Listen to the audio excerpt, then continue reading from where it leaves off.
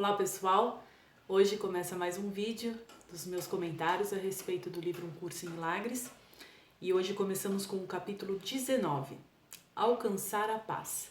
Tópico 1, Cura e Fé. Então ele começa assim: nós dissemos anteriormente que quando uma situação é totalmente dedicada à verdade, a paz é inevitável. Ou seja, quando a gente está no caminho certo, a paz é inevitável. Alcançá-la é o critério pelo qual a integridade da dedicação pode ser seguramente avaliada. Então, o quanto eu estou dedicada, a alcançar ou a percorrer o caminho da verdade. No entanto, nós também dissemos que a paz jamais será alcançada sem fé, pois o que é dedicado à verdade como sua única meta é trazido à verdade pela fé. Então aqui, eu não acho que Cristo fala a respeito daquela fé cega ou daquela fé que faz com que você fique num... Eu vejo pessoas falando de fé, mas pessoas que falam, joga aquela fé para uma outra pessoa ou para uma outra imagem ou para uma outra figura, seja o que for, mas esperando que aquilo resolva aquela situação por ela. Eu vejo a fé de uma forma diferente. Eu vejo a fé numa forma em que nós acreditamos no caminho, nós acreditamos nessa verdade, nós acreditamos no que somos de verdade e a gente confia. Para mim, a fé ela é mais assim uma confiança na força, enquanto a gente está aqui trabalhando, enquanto a gente está aqui movimentando as energias, enquanto a gente está transmutando as energias que não são bacanas. Mas a fé atrelada a esse trabalho interno, ela é poderosíssima. Então, quando você fala em soltar, quando você fala em não, eu quero percorrer o caminho da verdade, eu quero fazer diferente, eu preciso, e para fazer diferente, eu preciso soltar questões que antes estariam criando conflitos ou brigas na minha mente, e eu solto aquilo porque eu confio, eu tenho fé de que existe um caminho diferente, de que existe um caminho que eu devo seguir, um caminho certo a seguir. Então, no meu ver, para mim, isso é a fé. É a gente confiar na nossa intenção de fazer esse trabalho, tendo muita fé, tendo certeza absoluta que estamos sendo ajudados, estamos sendo amparados e que a gente vai começar assim, vai mudar totalmente o caminho, vai para a forma certa, né, de agir e de pensar. Toda situação percebida de maneira adequada vem a ser uma oportunidade de curar o Filho de Deus. Então aqui, toda situação percebida de maneira adequada, quando eu coloco a forma certa de perceber as situações, aí eu tenho uma oportunidade de curar em mim o que antes estaria vendo eu olhar aquilo de uma forma diferente. Eu vou dar um exemplo. Eu brigo com a minha vizinha. Então, sei lá, eu encontrei a vizinha no elevador ou saindo de casa e ela não estava muito bem, aí ela não me deu um bom dia muito legal, e aí eu já passo o caminho percorrendo, pô, que grossa, que mulher sem educação, ou eu vou olhar e falar assim, puxa, tadinha, tomara que os anjos a proteja. Sei lá, é um exemplo besta, mas assim, tipo, é uma forma diferente de ver as situações. Né, de não levar sempre tudo para o ataque pessoal. É muito importante a gente começar a perceber pequenas coisinhas com olhos diferentes, né, com formas diferentes, porque daí naquele montante, naquela coisa que realmente pega a gente vai conseguir trabalhar de uma forma diferente. E ele é curado porque tu lhe ofereceste a fé, entregando-o ao Espírito Santo e liberando-o de todas as exigências que o teu ego faria. Então eu entrego para o Espírito Santo essa forma diferente de ver as coisas. Desculpa, gente. Não deixes de ver a nossa afirmação anterior, segundo a qual a falta de fé conduz diretamente às ilusões. Pois a falta de fé é a percepção de um irmão como um corpo, e o corpo não pode ser usado para propósitos de união. Então, assim, eu preciso ter fé, eu preciso acreditar, mesmo que eu não saiba com a minha mente racional a ordem correta ou a forma certinha de entender isso, mas eu preciso entender que o meu irmão também é uma centelha como eu. Então eu preciso desconectar essa forma de vê-lo como um corpo físico, porque quando eu vejo, quando ele fala que você está vendo como corpo físico, você está vendo só aquela personalidade ego. E aquela personalidade ego, ela vai te atacar, né? Porque é o seu ego vendo um outro ego. Então eu tenho que mudar isso. E eu tenho que ter fé no meu irmão. Eu tenho que acreditar nele também. Pois ele também é uma centelha. Por mais errado, por mais fora desse contexto que ele esteja, atacando, fazendo coisas erradas, julgando, não, eu tenho que ter fé nele. Aquela fé que a mãe tem num filho, né? Então a gente tem que ter com todos, a gente tem que ter com o nosso irmão. Porque daí a gente consegue se livrar das nossas situações que nos prendem também. Porque a gente está sempre preso a situações onde existe um culpado, tá? Então, quando eu paro de ver o outro como um culpado, eu consigo ir me libertando. Se então vês o teu irmão como um corpo, estabeleceste uma condição na qual unir-se a ele vem a ser impossível. A tua falta de fé em relação ao teu irmão te separou dele e manteve ambos à parte da cura. Ou seja, à parte, né, fora da possibilidade de cura. A tua falta de fé assim se opôs ao propósito do Espírito Santo e trouxe ilusões centradas no corpo, tudo que a gente manifesta aqui, né? Só o que está sendo visto e compreendido aqui nessa terceira dimensão. Centradas no corpo para se interpor entre vós. E o corpo aparece estar doente, pois fizeste dele um inimigo da cura e o oposto da verdade. Então, é aquilo, né? Ver um ego vendo um outro ego, né? Um corpo físico vendo um outro corpo físico. A gente não enxerga nossas centelhas, a gente não enxerga as nossas origens. Não vês o quanto é grande a devastação causada pela tua falta de fé? Porque a falta de fé é um ataque que parece justificado pelos seus resultados. A gente ataca, a gente recebe o ataque de novo. Então, o meu ato de atacar, ele acaba sendo justificado pelo ataque do outro. Aí eu falo, ó, tá vendo como eu estava certa? Mas é sempre antes de dar esse passo que a gente tem que mudar. Pois, negando a fé, vês o que é indigno dela e não és capaz de olhar além das barreiras para o que está unido a ti. Ter fé é curar. É o sinal de que aceitaste a expiação para ti mesmo e, portanto, queres compartilhá-la.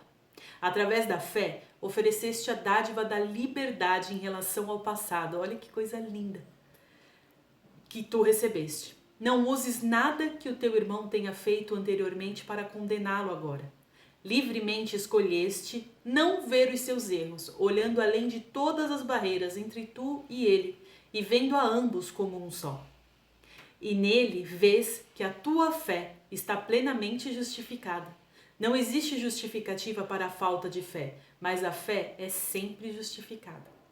Então, esse trabalho, essa fé que eu coloco no meu irmão, é a mesma fé que eu coloco em mim. Então, quando eu estou falando, não, meu irmão, ele é a mesma centelha aqui, assim como eu. Ele é a mesma centelha, né? Nós temos centelhas iguais porque é a parte de Deus, né? Que está aqui em nós. Parte da mente de Cristo que está aqui em nós. Então, quando eu falo para o meu irmão, ele também é uma centelha, eu estou falando para mim mesmo. Eu estou concretizando em mim, eu estou fortalecendo a minha crença em mim mesma, de que eu sou uma centelha, né? Então, lembra, a gente fala isso sempre, quando a gente divide, a gente, eu brinco, né, quem divide multiplica, mas quando a gente divide, a gente está fortalecendo aquela verdade, né? Então, eu estou olhando para o meu irmão, eu estou vendo ele, eu estou usando toda a força que eu tiver para eu não julgar, para eu não brigar, para eu não fazer disso uma guerra, e eu quero ver ele como uma centelha. Não importa o que ele está fazendo, eu quero ver, eu não vou fortificar a ilusão que ele está manifestando, eu vou acreditar que ele é uma centelha, porque eu acredito que eu sou uma centelha, eu acredito que eu quero mudar, eu acredito que eu consigo mudar, então eu vou projetar diferente, eu vou me calar, eu vou não engolir sapo, mas eu vou mudar, eu vou compreender, eu vou silenciar. O me calar é o silenciar minha mente. Eu não vou comprar esse ataque.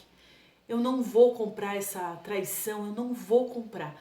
Eu vou resolver de uma outra forma, né? E aí a força vai resolver da forma que tem que resolver, mas eu não vou comprar esse rancor para mim, porque se eu acredito que eu sou uma centelha, é meu dever acreditar que o meu irmão também é uma centelha, porque senão, gente, não aplica. A gente não se fortalece, não tem...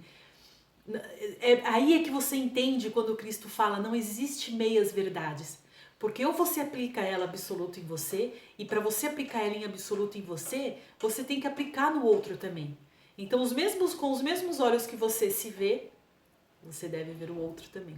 Senão a verdade está perdida, a verdade ela está solta, ela não está absoluta. Tópico 2. Pecado versus erro. Nossa, esse aqui tá grifado inteiro, esse capítulo, gente. Deixa eu tentar dar uma diminuída aqui pro vídeo não ficar... É essencial que o erro não seja confundido com o pecado. E é essa distância que faz com que a salvação seja possível. Pois o erro pode ser corrigido e o errado acertado. Mas o pecado, se fosse possível, seria irreversível. Então, não confundir erro com pecado. Pecado é algo que... Ele vai explicar aqui como a gente reage a respeito do pecado, tá? E o erro, que sempre um erro pode ser corrigido. O pecado não é um erro, pois o pecado implica em uma arrogância que falta a ideia de erro. Pecar seria violar a realidade e ter sucesso. O pecado é a proclamação de que o ataque é real e a culpa justificada. Ele assume que o Filho de Deus é culpado, tendo assim tido sucesso na perda da sua inocência, ou seja, deixando de ser quem é, e fazendo de si mesmo algo que Deus não criou. Então, o que é o pecado? Eu pego aquela criatura de Deus, aquela criação de Deus, e eu transformo ela em algo totalmente o contrário do que Deus criou. Então, teria eu poder de manipular uma criação de Deus? Eu estou me colocando no mesmo patamar de Deus ou eu estou me colocando num patamar acima de Deus? Isso é o pecado, se ele pudesse existir. Assim, a criação é vista como se fosse eterna e a vontade de Deus fica aberta à oposição e à derrota. Então Deus é vulnerável. É só aparecer ou se juntar a mais pessoas ou seres ou consciências que pensam de uma forma errada, junta tudo ali e vamos derrotar Deus, né? Se isso fosse possível. O pecado é a grande ilusão subjacente a toda a grandiosidade do ego, pois através dele o próprio Deus é mudado e refeito como um ser incompleto. Então, toda essa ideia de ego, ou toda essa ideia de pecado, vem de não sei nem se eu posso chamar isso de consciência, não sei, mas vem dessa expressão desse ego, que é minúsculo e que nada pode contra a força. Um dos principais dogmas na insana religião do ego é que o pecado não é um erro, mas a verdade, e é a inocência que pretende enganar. Então, assim, ele trocou as posições. O pecado é a verdade, o pecado existiu. E você ser inocente é você tentar se enganar através de uma inocência. E a gente tem essa ideia de que a inocência pertence ou a uma criança que nada sabe, ou a um ser bobinho, ai que inocente. A gente, é engraçado, né? A mente coletiva mudou essa ideia da inocência, para que a gente fique cada vez mais longe, né, da verdade. Então, olha como trabalha, né? A pureza é vista como arrogância, e a aceitação do ser como pecaminoso é percebida como santidade. Então aquele martírio, né, de que eu pequei, eu estou pagando por isso, né, eu devo sofrer porque nós fizemos sofrer, nós cometemos o pecado original, então vamos todos sofrer porque nós merecemos. E é essa doutrina que substituiu a realidade do Filho de Deus tal como seu Pai o criou, e tal como a sua vontade determinou, que ele fosse para sempre. E isso é humildade? Ele coloca aqui. É humildade achar que podemos ter poder de modificar uma criação de Deus? Que podemos ter poder, que temos poder para mudar a realidade do universo? Isso é humildade? Ou é aí que está a arrogância? É humildade acreditar que a gente é pecadores e mudar toda a verdade e continuar criando esse mundo ilusório, nos colocando, achando que estamos nos colocando no papel da vítima, dos coitadinhos, sendo que na verdade somos nós que estamos criando toda essa confusão? Então isso é humildade ou isso é uma baita de uma arrogância do nosso ego? Que criou tudo isso daqui porque quis contestar, porque quis duvidar. Então, você vê como a forma de interpretação, gente, ela é crucial na nossa vida. Então, nós vamos pegar tudo isso daqui que a gente está aprendendo e a gente vai mudar. A gente vai começar a olhar as situações das nossas vidas de forma diferente, porque a gente não aceita mais olhar como a forma arrogante do ego. Nós vamos olhar com a verdade, a gente vai se unir em força e nós vamos mudar isso. Cadê aqui? Essa doutrina, deixa eu ler de novo. Essa doutrina que substituiu a realidade do Filho de Deus, tal como seu Pai o criou e tal como a sua vontade determinou que ele fosse para sempre.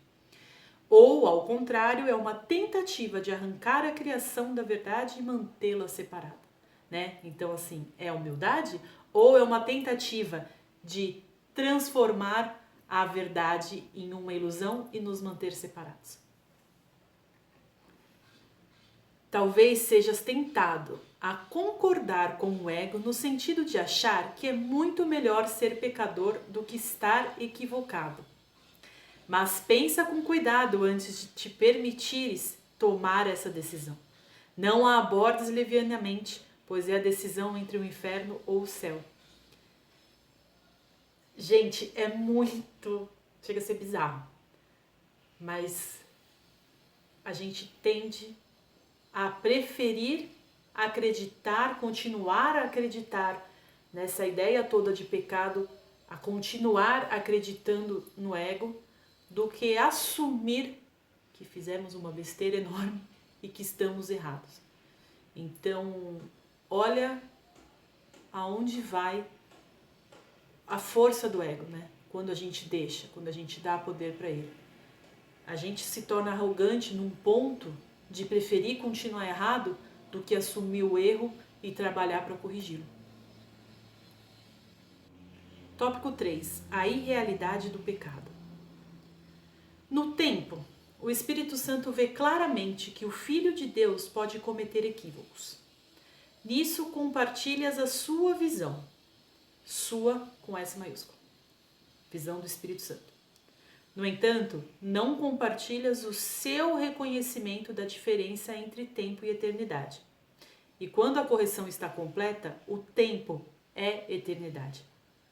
O Espírito Santo pode ensinar-te como olhar para o tempo de maneira diferente e ver o que está além, mas enquanto acreditas no pecado. Mas não enquanto acreditas no pecado. No erro, sim. Porque o erro pode ser mudado, pode ser corrigido. Pois isso pode ser corrigido pela mente. Mas o pecado é a crença segundo a qual a tua percepção é imutável. E a mente tem que aceitar como verdadeiro o que lhe é dito através dela. Então, eu tenho que aceitar o que o ego está aqui me falando, né? O que eu estou aqui, através do ego, projetando na minha mente. Então, eu tenho que acreditar, né? Se eu estou dentro da realidade de que o pecado é imutável, eu estou acreditando que toda aquela manifestação do ego é absoluta. Se não obedece, a mente é julgada insana. Como assim? Você não vai me obedecer? Você vai começar a pensar de uma forma diferente? Você tá louca? Você vai ser engolida por esse mundo. Não existe isso. O único poder que poderia mudar a percepção é assim mantido impotente. A gente murcha, né? Preso ao corpo pelo medo da percepção mudada que o seu professor, aquele que é um com ela, traria. Então a gente tem medo.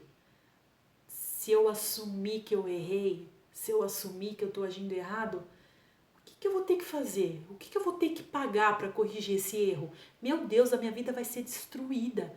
Eu vou ter que perder tudo, eu vou ter que perder meus entes queridos, eu vou ter que sofrer porque eu cometi um erro muito grande e aí eu vou ter que assumir que eu errei e aí eu vou ter que pagar por esse erro. Então, só que assim a gente continua no erro. E lembra, o livro deixa tão claro isso, que a força não quer castigo, que para a força nem existe esse erro, gente. Esse erro é nosso sempre e é só a gente que se fere com isso, porque cada um de nós somos um universo, né?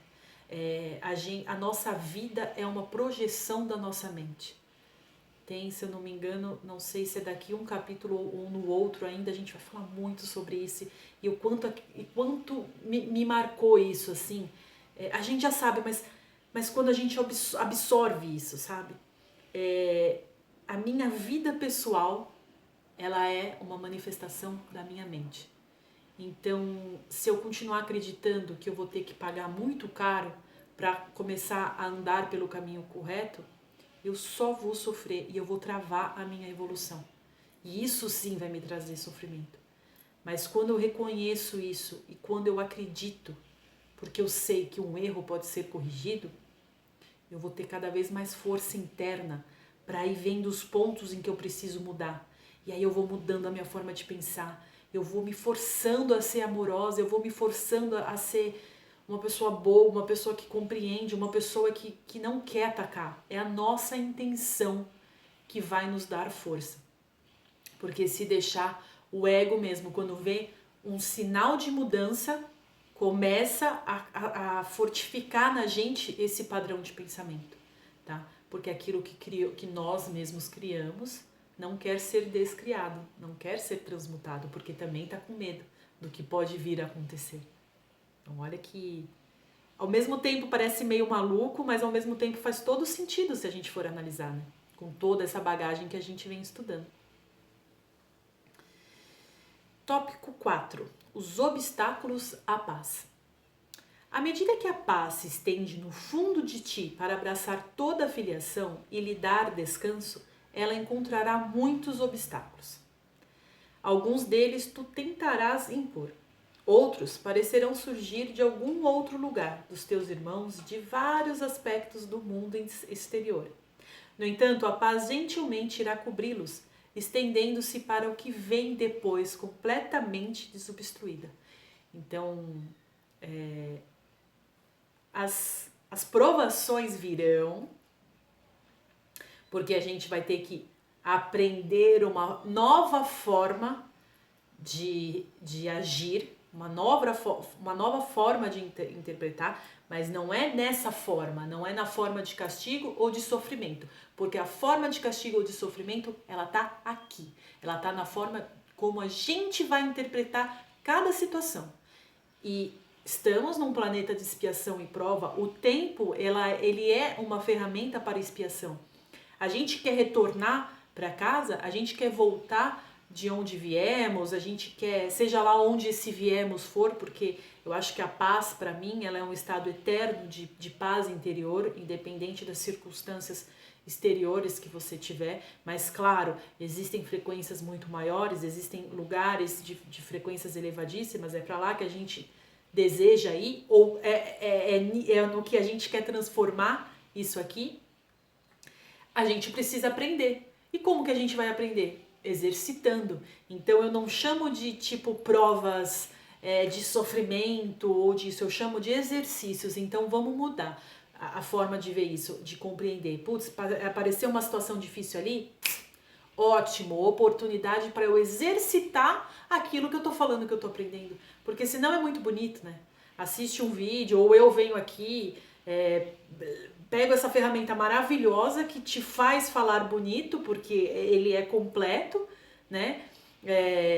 Eu posso usar da minha inteligência racional para ficar falando palavras bonitas aqui para vocês, mas se eu não aplicar isso na minha vida, que verdade eu vou estar passando? Que energia vai ter nas minhas palavras? E assim é a vida, gente. A gente tem que exercitar e pôr em prática aquilo que a gente tanto ama estudar. Então a gente se comprometeu com esse estudo? né? Todos vocês que estão aqui comigo, que aliás com tanto carinho aqui comigo, vocês se comprometeram também com esse livro, né? Com esse conhecimento. E aí os exercícios, né? Que são as provações, que não são provações, são exercícios para a gente praticar, tá? E aí, é muito engraçado, gente, porque a gente vê a diferença. E aquilo que antes, porque as situações sempre se repetem, tá? Aquilo que antes a gente agir de uma forma que nos ia trazer sofrimento, nos ia deixar deprimido, a gente começa a transmutar e a gente vê as pessoas mudando. Você não falou uma palavra, você não...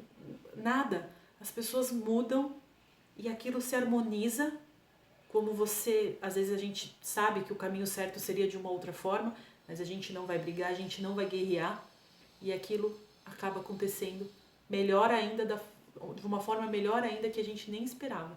Então, os exercícios virão, as oportunidades de exercitar o conhecimento virão. No entanto, a paz gentilmente irá cobri-los, estendendo-se para o que vem depois, completamente desobstruída. A extensão do propósito do Espírito Santo para outras pessoas, a partir do teu relacionamento para trazê-las gentilmente a Ele, é o caminho através da qual Ele alinhará os meios e a meta. A minha paz, a minha forma pacífica de agir, convida o outro a agir da mesma forma. É como se a minha forma de agir desse força para a centelha se manifestar, para a centelha do outro se manifestar nele. A paz que ele deposita dentro de ti, do teu irmão, ele com letra maiúscula, do teu irmão, estender-se-á em quietude a cada aspecto da vossa vida, cercando a ti e ao teu irmão de felicidade radiante e da calma consciência da proteção completa. Aí a gente não vai mais precisar da fé, de acreditar naquilo que não conhecemos, porque a gente vai ter vivenciado. Através da fé, a gente vai ter vivenciado tanto essa verdade, que os exercícios não precisarão mais aparecer, porque vai ser automático. Então, as transformações da nossa vida, elas vão ser automáticas. Aqui ele separa em tópicos, né? Então, por exemplo, aqui, ó, letra A, o primeiro obstáculo. Então, do que, né? Os obstáculos à paz. Então, letra A, o primeiro obstáculo, o desejo de ficar livre da paz.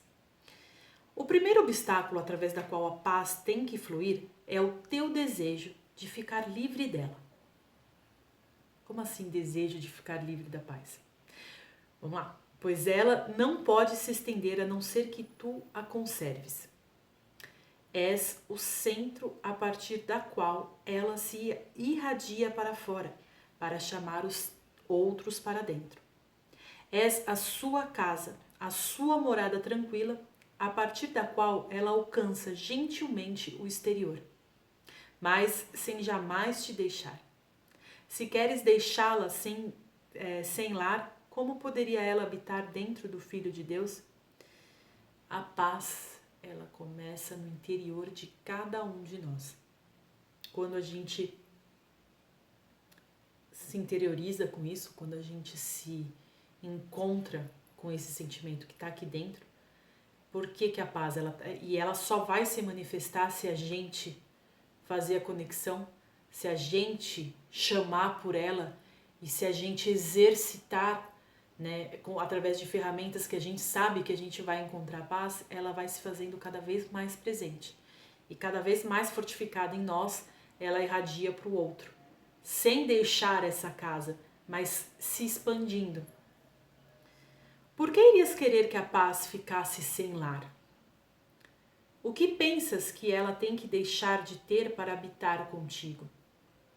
Qual parece ser o preço que não está disposto a pagar? Então, eu sei que a paz, ela é algo que vai nascer em mim a partir do momento que eu permitir isso. E que eu trabalhar e agir diferente para alcançar isso. E se eu não estou alcançando, o que eu estou deixando de fazer? O que eu estou achando que é muito difícil para mim mudar? O que eu não tô querendo, assim, que eu tô aqui, ó, engolindo, que eu não quero soltar? Com o que eu tô combatendo? Que eu não tô deixando o sentimento se curar, né? Então, o que eu tô fazendo com a minha mente? Que guerra interna eu tô criando na minha mente que eu não deixo essa paz se manifestar? A atração da culpa. A atração da culpa produz medo do amor, pois o amor contém o fim da culpa. O medo olha para a culpa exatamente com a mesma devoção com que o amor olha para si mesmo, né? Então, o medo é apaixonado pela culpa, né? Porque um alimenta o outro. E cada um tem mensageiros que são enviados, os quais retornam com mensagens escritas na linguagem que foi pedido ao envio. Então, o mensageiro do amor é o Espírito Santo, é a nossa centelha. O mensageiro do medo e da culpa é o ego. Então, a cada um que eu quiser fazer comunicação, eu vou ter um mensageiro que vai me trazer aquilo que eu estou querendo receber, né? Senão eu não estaria pedindo. Os mensageiros do amor são gentilmente enviados e retornam com mensagens de amor e gentileza.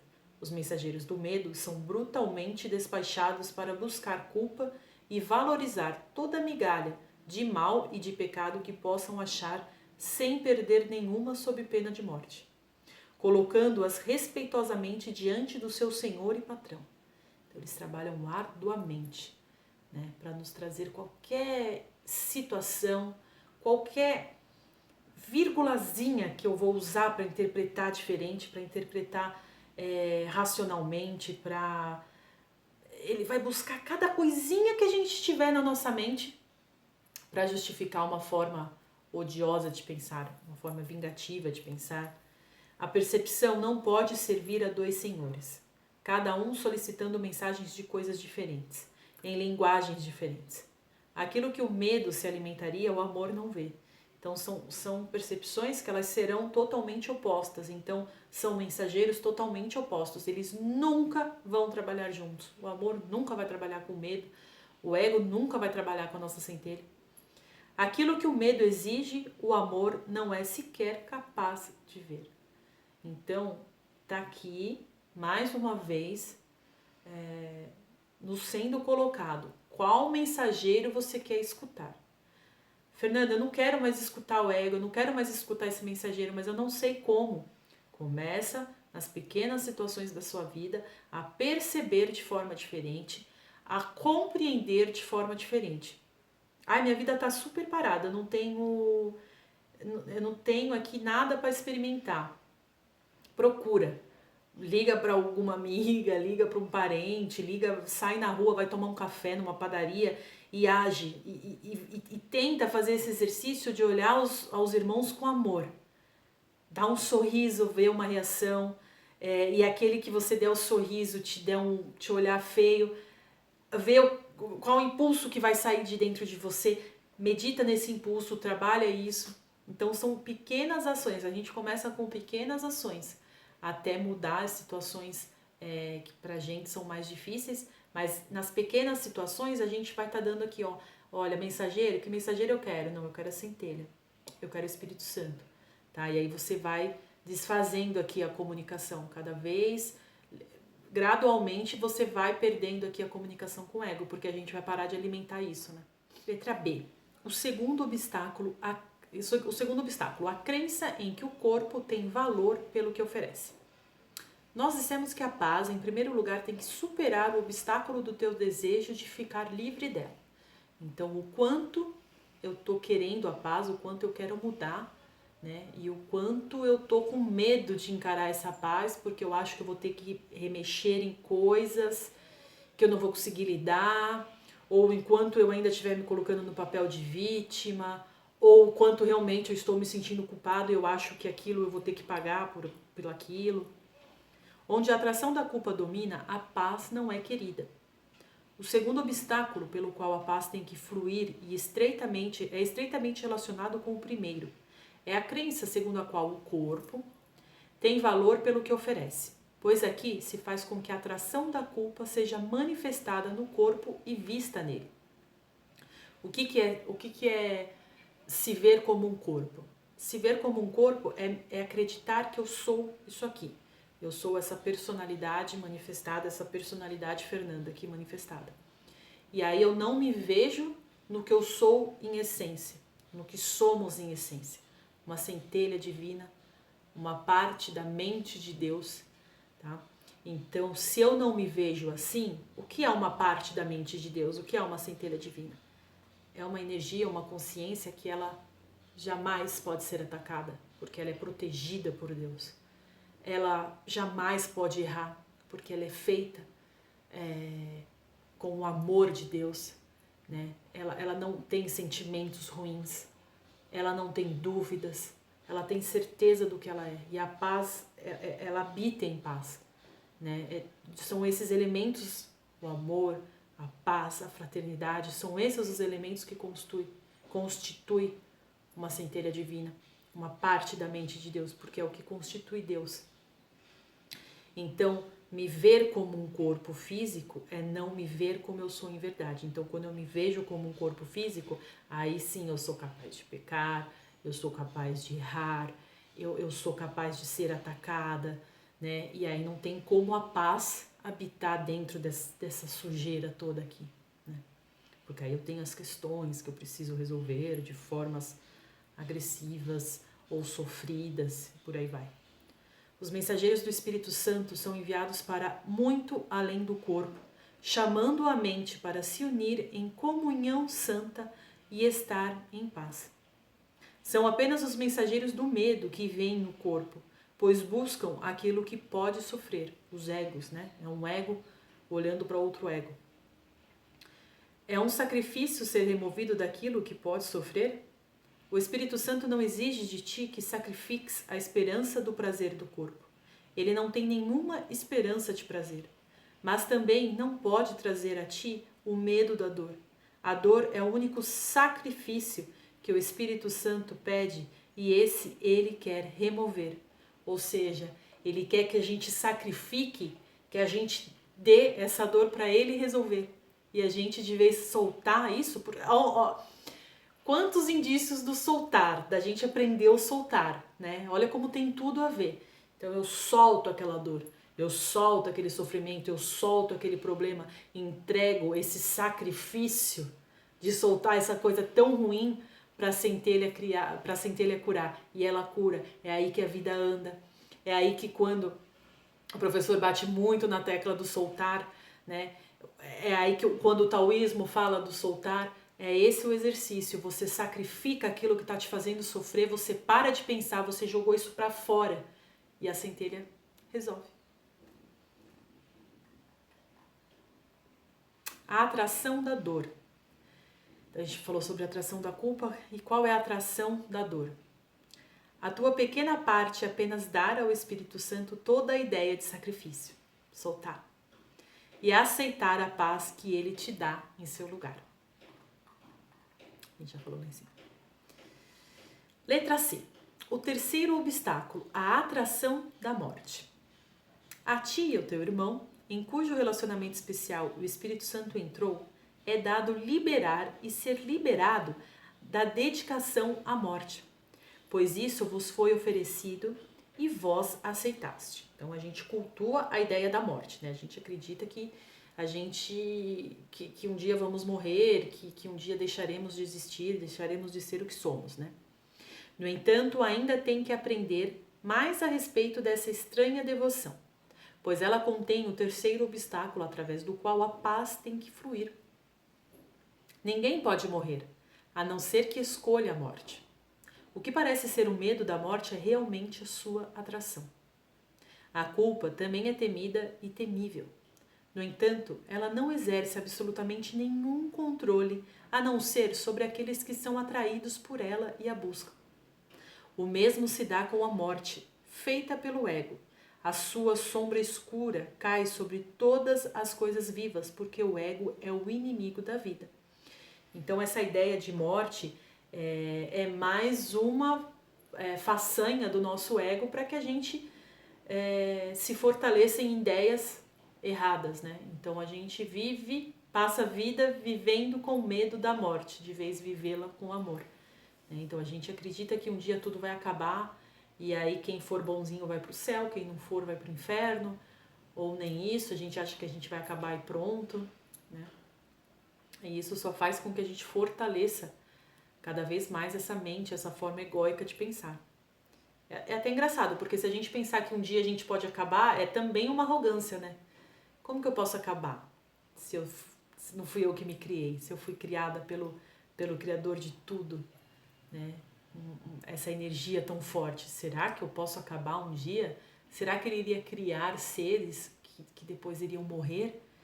Então, como eu sempre falo, a morte física é uma passagem biológica, tem muito caminho pela frente, tem muita coisa que a gente vai percorrer durante essa passagem biológica, né, do corpo físico, e sempre tendo que aprender, pessoal, sempre tendo que aprender. Entretanto, uma sombra não pode matar. O que é uma sombra para os vivos? Elas apenas passam por ela, eles apenas passam por ela e ela se vai. Mas e aqueles que são dedicados a não viver os pecadores, vestidos de negro, o couro enlutado do ego, arrastando-se pesadamente para longe da vida, carregando suas correntes e marchando na lenta procissão em honra a seu patrão sinistro, né? Aqueles que estão cultuando a morte, o Senhor da morte. Toca a qualquer um deles com as mãos gentis do perdão e observa suas correntes caírem por terra junto com as tuas. Então, quando a gente vê aquele pessoal pesado, aqueles mesmos que nos magoaram e a gente projeta até também esse peso sobre eles, a gente toca com a nossa mão do perdão, a gente toca com a nossa mão da luz e aquelas correntes se vão, né? O que é a morte para ti? A tua dedicação não está voltada para a morte nem para o seu patrão. Eu não estou cultuando a morte porque eu sei que eu não morro, eu sei que eu sou eterna e nem estou cultuando o Senhor de morte nenhum porque eu não acredito nisso. Quando aceitaste o propósito do Espírito Santo em lugar do propósito do ego, renunciaste à morte, trocando-a pela vida. Quando a gente troca o ego pela nossa centelha, a gente troca a morte pela vida eterna. A gente troca o inferno pelo céu. Nós temos o conhecimento de que uma ideia não deixa sua fonte. Uma ideia não deixa sua fonte, ou seja, nós somos uma ideia do Criador, nós não deixamos a nossa fonte. E a morte é o resultado do pensamento a que chamamos ego, com tanta certeza quanto a vida é o resultado do pensamento de Deus. Que lindo isso, né? E que profundo se a gente meditar nessas palavras. O corpo incorruptível. Do ego vieram o pecado, a culpa e a morte, em oposição à vida e à inocência e à vontade do próprio Deus. Onde pode estar tal oposição, senão nas mentes doentes dos insanos? Nós, doidos, que criamos tudo isso? Dedicadas à loucura e estabelecidas contra a paz do céu? Uma coisa é certa. Deus, que não criou nem a morte e nem o pecado, não determinou em sua vontade que sejas limitado por eles. Ele não criou nem a morte, nem o pecado. Portanto, ele está falando para nós assim, ó. Por que você está se limitando por um pecado, por uma morte, se isso não é criação minha? Por que te fazes tão pequeno nisso? E o que é o corpo envolto em negro que querem enterrar? Um corpo que dedicaram à morte? Um símbolo de corrupção? Corrupção porque a gente corrompeu a verdade a qual fomos criados? Um sacrifício ao pecado? A gente está lá falando, ele morreu, ele se foi. Oferecido ao pecado para alimentá-lo e mantê-lo vivo? Eu estou acreditando no fim, né? Uma coisa condenada, amaldiçoada por aquele que a fez e lamentada por cada carpidor que olha para ela como para si mesmo. Tu que acreditas que condenaste o Filho de Deus a isso, és arrogante. Gente, eu não preciso falar muito aqui, ó. Olha o que ele está dizendo. Mas tu que queres liberá-lo, não estás senão honrando a vontade do seu Criador. A arrogância do pecado, o orgulho da culpa, o sepulcro da separação, tudo isso é parte da tua dedicação irreconhecida à morte.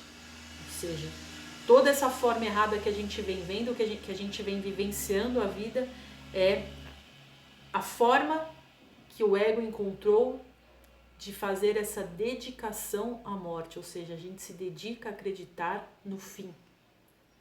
O cintilar da culpa que colocaste sobre o corpo quer matá-lo, pois aquilo que o ego ama, ele mata em obediência a si mesmo, mas aquilo que não lhe obedece, ele não pode matar. Você sabe que às vezes eu fiquei pensando, né? Nossa, mas é muito louco isso, porque a gente acredita no sofrimento, a gente não quer resolver nossos problemas, a gente prefere continuar vivendo o pecado, as coisas ruins, do que acreditar que erramos e trabalhar para corrigir esse erro. Porque a gente acha que o trabalho para corrigir esse erro vai nos trazer mais sofrimento ainda. E aí a gente... Então, se for por esse caminho, é racional que a gente vai... É entendível que a gente vai raciocinar sobre isso e que a gente vai acreditar na morte. Porque se a vida tem que ser essa coisa ruim, essa bagunça, como é que eu vou acreditar na vida eterna? Eu vou viver num eterno sofrimento? Então, olha que maluco. Quando nos capítulos anteriores que fala, o ego também sabe ser bonzinho para fazer com que a gente pense errado. Então, assim, a gente acredita no pecado, na morte, no fim. Porque, olha, essa vida sofrida, essa vida de pecado que a gente tem, uma hora vai chegar ao fim, vem a morte. E a ideia da eternidade, se você juntar com essa vida de sofrimento, ninguém quer uma vida eterna de sofrimento. E é o oposto, né? Então, mais uma vez, o ego faz a gente interpretar de forma errada. A vida é eterna. E a vida é uma eterna expansão e manifestação do amor do Pai. O sofrimento é criação nossa. E sim, ele tem que acabar. Porque aí, enquanto a gente não estiver vivenciando o amor do nosso Pai, a gente vem, vivencia o sofrimento, morre, vem, vivencia o sofrimento, morre o tempo, né? E em verdade, a eternidade, porque não existe morte, não existe fim do que é eterno, do que é imutável.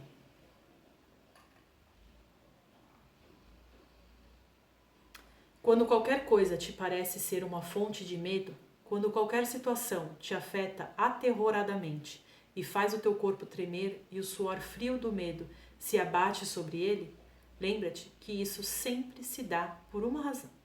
O ego a percebeu como um símbolo do medo, um sinal de pecado e da morte. Um sinal de pecado e da morte. Lembra-te então que nenhum sinal nem símbolo deve ser confundido com a fonte, pois necessariamente simbolizam alguma coisa além de si mesmo. O seu significado não pode estar neles mesmos, mas tem que ser buscado naquilo que representam, e podem assim significar tudo ou nada, de acordo com a verdade ou com a falsidade da ideia que refletem. Confrontando tal aparente incerteza de significado, não a julgues. Lembra-te, porque julgar só vai reforçar essa ideia errada. Lembra-te da presença santa, daquele que te foi dado para ser a fonte do julgamento. Entrega a ele para julgar por ti. E diga: eu te entrego isso para que o examines e o julgue por mim. Que eu não veja como um sinal de pecado e de morte, nem use-o para a destruição. Ensina-me como fazer disso um obstáculo à paz, e sim a deixar que tu o utilizes por mim para facilitar sua vida. Então, diante daquela situação, a gente vai se conectar com Cristo, aquela situação que pode vir a nos trazer sofrimento. A gente vai pedir para Ele: Cristo, faça com que eu interprete isso não como uma verdade ou como algo que realmente vai acabar comigo, e sim como um pequeno obstáculo à minha paz. E cura isso para mim. Eu não quero isso aqui. Eu não quero julgar isso aqui, eu não quero tentar compreender isso aqui. Eu não quero isso aqui. E cura para mim. Letra D. O quarto obstáculo, o medo de Deus. O que verias sem o medo da morte? O que sentirias e pensarias se a morte não retivesse nenhuma atração para ti? Muito simplesmente te lembrarias do teu Pai, o Criador da vida, a fonte de tudo o que vive, o Pai do universo e do universo dos universos e de todas as coisas que estão até mesmo além de tudo isso que tu lembrarias. Como seria, né? Como seríamos sem o ego? Gente, acho que vale um exercício de meditação, de pedir para que a centelha tente nos mostrar. A gente não vai pensar em nada, a gente vai silenciar a mente e só pedir essa, nem que, sei lá, por um segundo, mas sentir isso. Como seríamos sem o ego? O quarto obstáculo a ser superado cai como um véu pesado diante da face de Cristo. Entretanto, à medida que a sua face se ergue além do véu, brilhando com alegria porque ele está no amor de seu Pai, a paz afastará suavemente o véu e correrá para encontrá-lo e para afinal unir-se a ele. Pois esse véu escuro que parece tornar a face do próprio Cristo semelhante a de um leproso e fazer com os raios brilhantes do amor do seu Pai, que iluminam com glória a sua face, aparentarem ser rios de sangue, desaparece na luz intensa que está além dele quando o medo da morte se vai. Então, acreditar que a gente pode ferir, que a gente feriu o Filho de Deus, né? Que a gente pode ferir qualquer filho de Deus, é mudar toda a verdade, né? É acreditar que o amor do Pai pode ser atacado. Erguendo o véu. E se não podemos atacar o que foi criado por Deus, também não podemos ser atacados. Então, ego cada vez ficando menor, né? O estudo desse livro faz com que a gente vai cada vez mais compreendendo a pequenez do ego, né? Ninguém é capaz de olhar para o medo que tem de Deus sem ficar aterrorizado, a não ser que tenha aceitado a expiação e aprendido que as ilusões não são reais. Então, o que vai fazer com que eu não tenha medo de Deus? O que é o medo de Deus? É o medo de achar que eu tenho que pagar pelo pecado que eu fiz. Então eu aprendi que o pecado não existe, eu aprendi que Deus é só amor, eu aceitei isso. Eu entendo o que é a expiação, eu entendo que eu preciso passar por exercícios para aprender a ser, para reaprender a ser como nós já éramos, como nós fomos criados.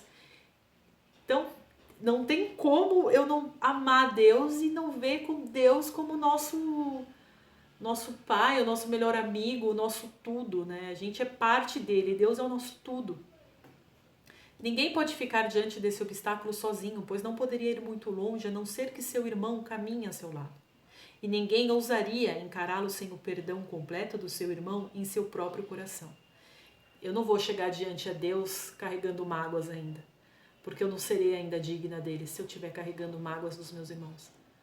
Só quando meu coração estiver puro, cheio de amor, transbordando de amor, é que eu sei que Deus vai ficar tão orgulhoso de mim e aí essa unificação vai acontecer. Mas não porque ele está me proibindo de chegar lá, é porque são frequências, gente. Aí entra a física quântica, aí entra tudo que a gente tem que colocar de um lado mais prático, né, das coisas. A gente não alcança certas frequências se a gente estiver destoando, se a gente não estiver emitindo o mesmo tom. Enquanto a gente tiver mágoa aqui no coração, a gente nunca vai conseguir elevar a nossa frequência num nível que a gente consiga essa reunificação. Fica aqui um momento e não tremas. Estarás pronto. Vamos nos unir em um instante santo, aqui nesse lugar aonde o propósito dado em um instante santo te conduziu. Esse instante santo, esse instante de conexão com a centelha. E nem é possível olhares para isso cedo demais. Esse é o lugar para onde cada um tem que vir quando estiver pronto. Então, todo esse lugar de compreensão, de trabalho interno, de reaprendizagem interna, ele começa quando estivermos prontos. Porque sem as mudanças ele passa batido, gente. Olhar para o medo de Deus exige, de fato, certa preparação. Só os sãos podem olhar a total insanidade e a loucura delirante com piedade e compaixão. Olhar ao ego nosso e do outro, né? Com piedade e compaixão, mas não com medo. Pois só quando o compartilham é que ele parece amedrontador, quando a gente compartilha o medo. né? Eu pego aquele medo, eu acreditei nele e eu compartilhei, aí aquilo me aterroriza. E tu o compartilhas até que olhes para o teu irmão com perfeita fé, amor e ternura. Enquanto eu não estiver olhando para o meu irmão com perfeita fé, amor e ternura, eu estou ainda compartilhando medo. Eu ainda estou compartilhando a crença de que algo pode me atacar. Antes do perdão completo, tu ainda permaneces sem perdoar. Não existe meia verdade, né? Ou a gente perdoa ou não perdoa. Temes a Deus porque tens medo do teu irmão. Aqueles a quem não perdoas, tu temes, e ninguém alcança o amor com o medo ao seu lado. Aquele a quem tu perdoas é livre, e aquilo que dás, tu compartilhas. Perdoa os pecados que o teu irmão pensa que cometeu, e toda a culpa que pensas ver nele. Então, quando eu perdoo, eu estou perdoando, eu estou compartilhando o amor, eu estou compartilhando a verdade, aquilo está ficando cada vez mais forte em mim, só vai me trazer felicidade, alegria, leveza e liberdade. Pensa em quem é o teu irmão antes de querer condená-lo. Quem é meu irmão? É uma centelha, é uma criação de Deus. Quem sou eu para condenar uma criação de Deus? Vieste até aqui porque a jornada foi a tua escolha. E ninguém empreende fazer aquilo que acredita ser sem significado. Aquilo em que tinhas fé ainda é fiel e vela por ti na fé de modo tão gentil e ao mesmo tempo tão forte que te ergueria muito além do véu e colocaria o Filho de Deus a salvo sobre a proteção segura do seu Pai. Então, a fé que temos que aprender é isso. É acreditar na verdade, é acreditar no que somos. Porque quando a gente tem a certeza do que somos, parece que desvanece em nós a vontade de julgar, a vontade de brigar. A gente tem muita vontade de brigar, né, gente? A gente tem, e principalmente mentalmente, a gente está sempre brigando, sempre criando situações desarmônicas. Quando a gente aceita, quando a gente tem fé naquilo que nós somos, esses véus escuros vão caindo e a gente consegue cada vez mais se trabalhando e passando por esses exercícios que a vida vai nos colocar de uma forma harmônica, de uma forma em que cada ação diferente nossa diante desses exercícios, né, os obstáculos, a gente consegue praticar essa verdade, a gente consegue fortalecer essa verdade em nós, até que tudo acabe. E isso vai vir quanto mais a gente perdoar nossos irmãos, quanto mais o desejo e a fé que a gente tem na verdade, a fé que a gente tem em nós mesmos. Muito obrigada, pessoal.